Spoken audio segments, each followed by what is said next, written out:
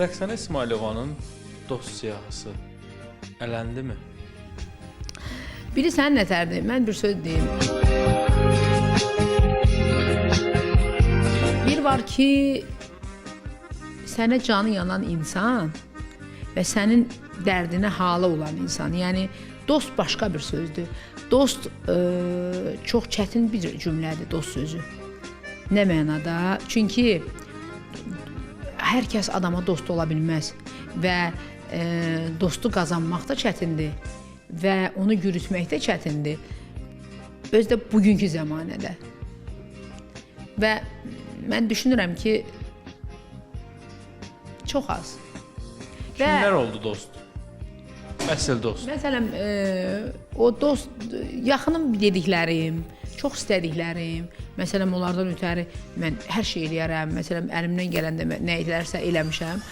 O insanlar artıq mənim üçün nə var, nə yoxdular.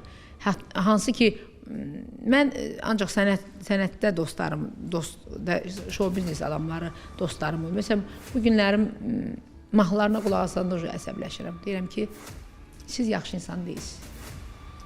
Siz yıxılan yanında ola bilmirsiniz. Sizin ürəyiniz yoxdur. Deyir, pulu Allah Taala verir, qazanırsan, o pulu xərcləməyə ürək lazımdır. Dostunun yanında da olmağa ürək lazımdır. Yəni, çox az, mənim siyahimdə çox az adam var. 2 nəfərin adını deyim.